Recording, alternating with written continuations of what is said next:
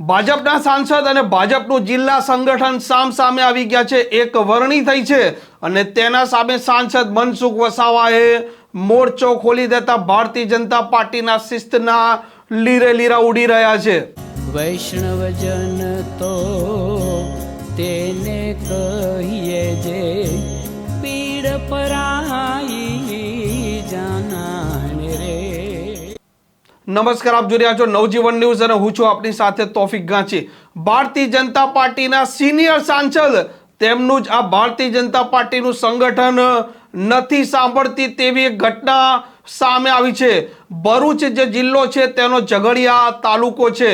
આ તાલુકા પ્રમુખ તરીકે સંદીપ પટેલની વરણી કરી છે અને તેની વરણી થતા સાંસદ મનસુખ વસાવાએ મોરચો ખોલી દેતા આરોપ લગાવ્યા છે કે આ સંદીપ પટેલ વિરુદ્ધ એટ્રોસિટી એક્ટ અંતર્ગત ગુનો પણ દાખલ થઈ ચૂક્યો છે અને આ સાંસદ ત્યાં સુધી કહી રહ્યા છે કે તેમને હરાવવા માટે આજ ઝઘડિયા તાલુકાના ભાજપના પ્રમુખ અત્યારના તેમણે ષડયંત્ર કર્યા હતા।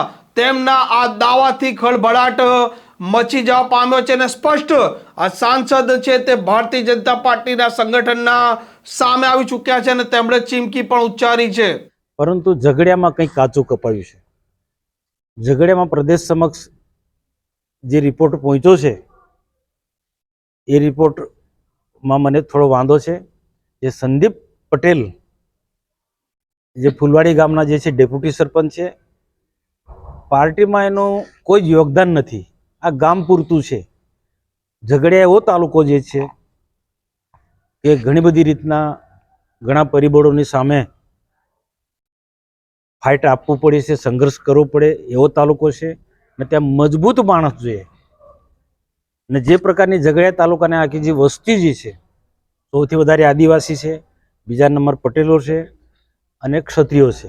આ ત્રણ સમાજમાંથી પ્રમુખ બનાવવો જોઈતો હતો, જ્યારે સંદીપ પટેલ એ પટેલ નથી, અન્ય જ્ઞાતિમાંથી આવી જે પણ હશે, પણ આખા તાલુકાને સંભાળી શકે તેવો સક્ષમ વ્યક્તિ નથી। અને કેટલાક ધંધાકીય જે રેતી ઉદ્યોગ છે, ખાણ ખનીજ જેવા લોકો સાથે એ સંકળાયેલો છે અને આને તો એક મોહરું બનાવ્યું છે, પણ આ લોકોએ એને પ્રોજેક્ટ કર્યો છે અને તાલુકાના કેટલાક લોકોએ આગેવાનોએ એનો હાથો બનીને એ નામ ઉપર મૂક્યું છે।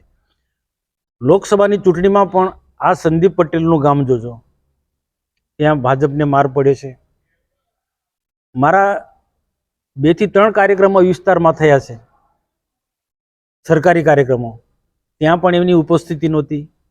એમના ગામમાં મારો કાર્યક્રમ હતો સંસદ સભ્ય તરીકે મારો પ્રવાસનો, તો મારા કાર્યક્રમ નિષ્ફળ બનાવવા માટે બધી જ પ્રકારના આ સંદીપ પટેલે પ્રયત્નો કર્યા।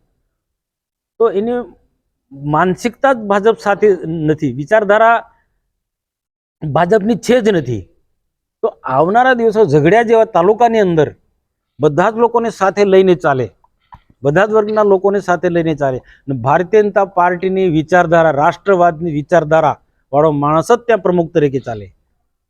આવા ધંધાકીય રીતના સંકળાયેલો વ્યક્તિ ત્યાં પ્રમુખ નહીં ચાલે। એટલે એની સામે મેં નારાજગી વ્યક્ત કરી છે અને જો આમાં સ્પષ્ટ કહેવું પડે, બદલે ના બદલે એ પાર્ટીનો વિષય છે, પણ મેં યોગ્ય સમયે પાર્ટીનું ધ્યાન દોરી દીધું છે કે આમની સામે મને નારાજગી, મને એકલી નારાજગી નથી, ઝઘડિયા તાલુકામાંથી ઘણા બધા લોકોએ નારાજગી વ્યક્ત કરી છે।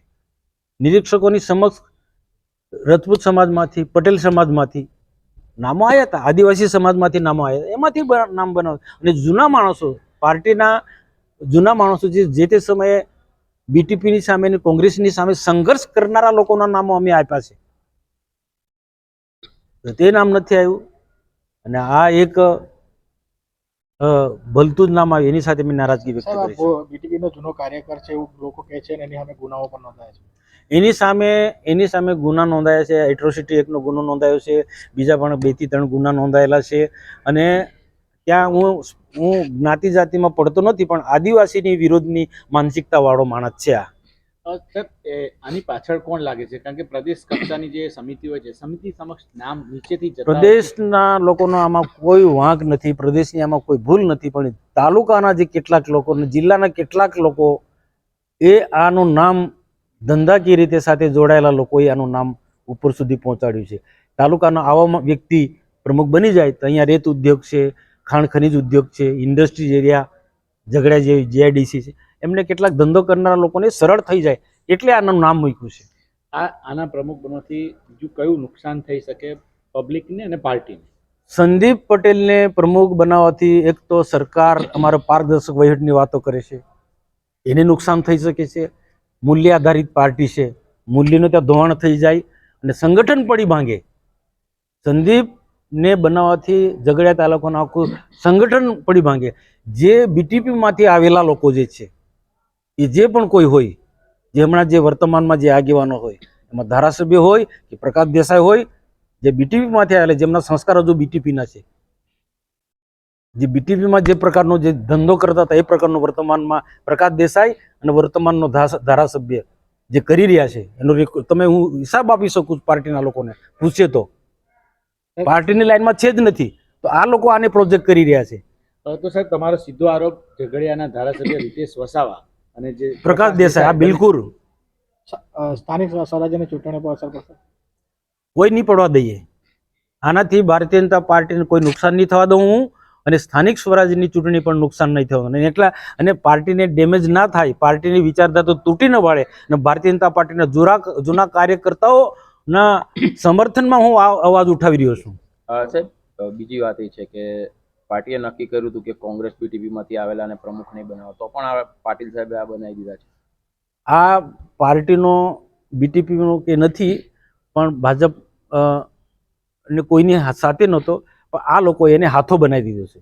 પ્રકાશ દેસાઈ અને ધારાસભ્ય રીતેશ વસાવાએ એ બીટીપીના આખા ફોરમમાં ચાલે. કેટલાક તાલુકાના જે લોકો, 3 તાલુકાના લોકો જે બીટીપીનું જે પ્રકારનું આખું સામ્રાજ્ય ચાલતું, સરકારની આયોજનનું હોય, ગુજરાત પેટર્નનું પત્ર મેં લખ્યો છે કુંવરજી હળપતિને. કુંવરજી હળપતિ આમાં ન્યાય કરે. મેં ન્યાય માટેની વાત કરી છે કે તાલુકાના સંગઠનના લોકોના કામો નથી આવતા, ગુજરાત પેટર્નમાં સરકાર નિયુક્ત લોકોના કામો નથી આવતા. અને આ જો આને કોઈ પ્રકારનો આને રોકે ના તો આવનારા દિવસોમાં જે બીટીવીમાં એ લોકો જે ધંધો કરતા હતા એ જ પ્રકારનો ધંધો કરે.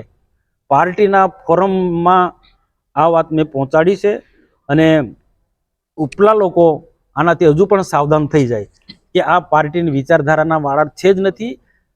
જે બીટીપીમાં હતા અને બીટીપીમાં જે ગોરખ ધંધા કર્યા છે એ ધંધા અહીંયા ચાલુ છે ને હું ચાલવા નથી દેવાનો.